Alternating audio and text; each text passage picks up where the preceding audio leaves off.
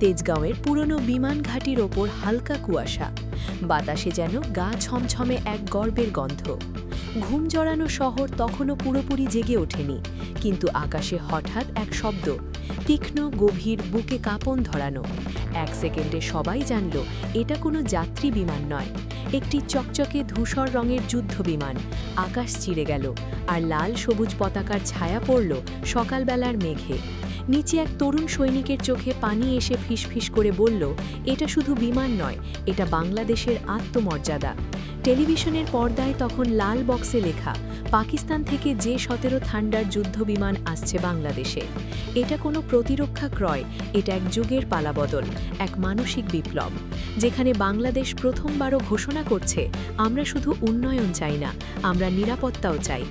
বহু বছর ধরে দেশের এক শ্রেণীর বুদ্ধিজীবী সমাজ মানুষের মনে একটি ধারণা গেঁথে দিয়েছে, আমরা শান্তিপ্রিয় দেশ, যুদ্ধ করব না, তাই অস্ত্র কেনা মানে অপচয়। তাদের যুক্তি ছিল, যুদ্ধবিমান বা ক্ষেপণাস্ত্রে বিনিয়োগ না করে রাস্তাঘাট, সেতু বা হাসপাতাল তৈরি করাই ভালো। কিন্তু পৃথিবীর ইতিহাস বড় নিষ্ঠুর। যে দেশ নিজের নিরাপত্তা নিশ্চিত করতে পারে না, তার উন্নয়নও চিরস্থায়ী হয় না। ভেনেজুয়েলার তেলের ভাণ্ডার নিয়ে বসে থেকেও আজ দরিদ্র আর বিশৃঙ্খলার দেশে পরিণত হয়েছে, কারণ তাদের সেনাবাহিনী দুর্বল, তাদের আকাশ অনিরাপদ। অন্যদিকে উত্তর কোরিয়া, তাদের অর্থনীতি ভঙ্গুর, কিন্তু প্রতিরক্ষা শক্তি দুর্ভেদ্য। তাদের উপর হামলার সাহস করে না পৃথিবীর কোনো পরাশক্তি। বাংলাদেশের ক্ষেত্রেও শিক্ষা স্পষ্ট, যে রাষ্ট্র নিজের সীমানা রক্ষায় সক্ষম নয়, সেই রাষ্ট্রের উন্নয়ন একদিন অন্যের হাতে লুণ্ঠিত হয়। চলতি বছরের জানুয়ারির শুরুতেই এক নীরব ভোরে ঢাকা ছাড়লেন বাংলাদেশ বিমান বাহিনীর প্রধান air chief marshal Hasan Mahmud Khan. গন্তব্য পাকিস্তানের ইসলামাবাদ। সফরটি গোপন রাখা হয়েছিল, কিন্তু আন্তর্জাতিক সামরিক সংবাদ মাধ্যমগুলো দ্রুত বুঝে ফেলে এই সফর নিছক সৌজন্য নয়, এর ভিতরে লুকিয়ে আছে এক যুগান্তকারী চুক্তি। ইসলামাবাদের পাকিস্তান বিমান বাহিনীর সদর দপ্তরে তার সঙ্গে বৈঠক করেন পাকিস্তান বিমান বাহিনীর প্রধান এয়ার চিফ মার্শাল জাহির আহমেদ বাবর। ঘণ্টার পর ঘণ্টা আলোচনার পর সিদ্ধান্ত হয়, বাংলাদেশ যে 17 থান্ডার ব্লক থেকে যুদ্ধ বিমান ক্রয় করবে, আর এই চুক্তির অংশ হিসাবে পাকিস্তান এক অভিনব প্যাকেজ দেবে। প্রতি 3টি থান্ডারের সঙ্গে একটি করে ট্রেইনার বিমান, যার নাম সুপার মুসাক। এই যেন কূটনীতির সঙ্গে মিশে থাকা সামরিক বন্ধুত্বের নতুন অধ্যায়। পাকিস্তান জানিয়েছে, বিশ্বের অন্যান্য অর্ডারকে পাশ কাটিয়ে বাংলাদেশের চুক্তিতে অগ্রাধিকার দেওয়া হবে। সুপার মুসাকের ইতিহাসে তাকালে বোঝা যায় কেন পাকিস্তানি বিমানটিকে প্যাকেজের অংশ করেছে। 1970-এর দশকে সুইডেনের প্রযুক্তি নিয়ে তৈরি হয় এই ট্রেইনার বিমান।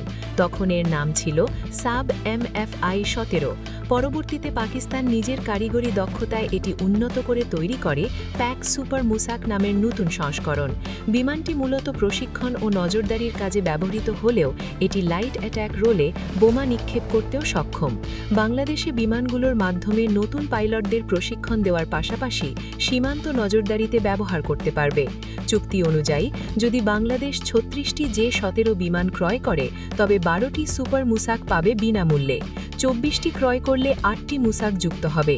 এভাবে গঠিত হবে এক আধুনিক প্রশিক্ষণ ও যুদ্ধ প্রস্তুতি কাঠামো, যা আগের যে কোনো সময়ের তুলনায় উন্নত। আন্তর্জাতিক প্রতিরক্ষা বিশ্লেষক সংস্থা ফ্লাইট গ্লোবাল জানিয়েছে, বাংলাদেশ প্রায় 700 মিলিয়ন মার্কিন ডলারে 24টি যে-17 যুদ্ধ বিমান ক্রয় করছে, অর্থাৎ প্রতিটি বিমানের গড় দাম মাত্র $29 বিলিয়ন। এই দামে এমন সক্ষম যুদ্ধ বিমান আজ পৃথিবীর আর কোথাও পাওয়া সম্ভব নয়। তুলনায় ফ্রান্সের রাফায়েলের দাম 100 মিলিয়নের ওপরে। এই যে-17 ব্লকটি হল উন্নত মানের হালকা মাল্টিরোল ফাইটার, যা শত্রুপক্ষের বিমান, রাডার এবং স্থল টার্গেট তিনটিকেই আঘাত করতে সক্ষম। এর ককপিট পুরোপুরি ডিজিটাল রাডার ও অস্ত্রসজ্জা চীনের J-10 বিমানের। আর গুরুত্বপূর্ণ ব্যাপার হলো, এই বিমানগুলো বাংলাদেশের জন্য কাস্টম কনফিগারেশনে তৈরি হওয়া, বাংলাদেশের আবহাওয়া, আর্দ্রতা ও সীমান্ত পরিস্থিতি অনুযায়ী বিশেষভাবে পরীক্ষা করা হবে। এই বিমানের ইঞ্জিন এসেছে রাশিয়া থেকে, RD-933 MAJ AMIC 9-এর আধুনিক সংস্করণ। এর গতি ঘন্টায় 20 কিলোমিটারের বেশি এবং 4000 ঘন্টার সার্ভিস লাইফে এটা না যুদ্ধক্ষেত্রে কাজ করতে পারে। যদিও বাংলাদেশ শুরুতে চেয়েছিল চীনের WS-13 ইঞ্জিন ব্যবহার করতে, কিন্তু তা সম্ভব হয়নি, কারণ চীনের ইঞ্জিন আকারে বড় ও ভারী।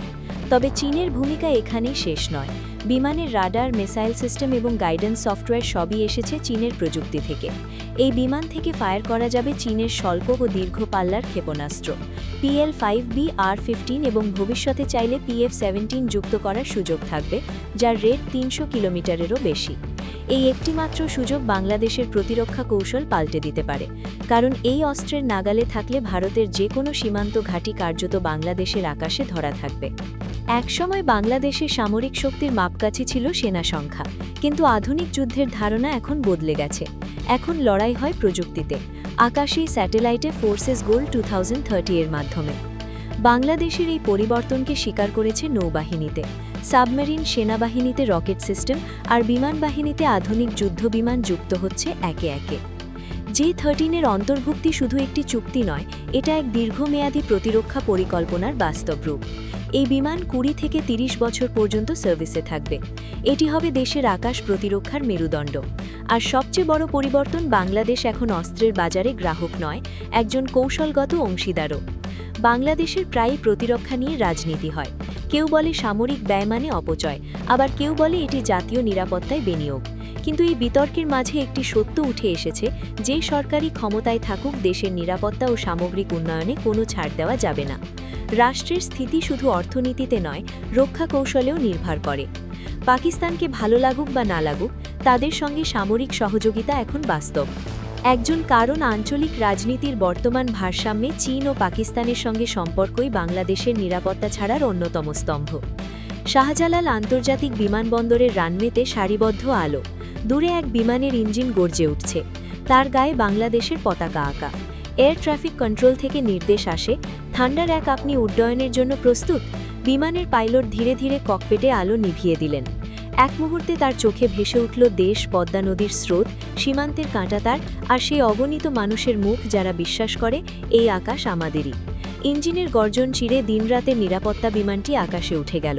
তার নিচে ঝলমল করছে এক স্বাধীন রাষ্ট্রের প্রতিচ্ছবি। ঢাকার আকাশে গর্জে উঠল নতুন এক প্রতিধ্বনি, আমরা নিরস্ত্র নই। এই প্রতিধ্বনি শুধু সামরিক নয়, এটা এক মানুষের বিপ্লবের ভাষা। একটি দেশ জানিয়ে দিচ্ছে সে উন্নয়নের অধিকারী আর নিজের প্রতিরক্ষারও প্রভু। এটাই নতুন বাংলাদেশ, যেখানে সাহস এখন পাখা মেলে উড়ে আর নিরাপত্তার নামে লেখা হয় স্বাধীনতার নতুন অধ্যায়। তো বন্ধুরা, আজকের ভিডিও এখানেই শেষ। ভিডিওটা ভালো লাগলে অবশ্যই লাইক দিন, চ্যানেলটা সাবস্ক্রাইব করুন আর নিচে কমেন্ট করে জানাবেন আপনার মতামত। আবার দেখা হবে পরের ভিডিওতে। আল্লাহ হাফেজ।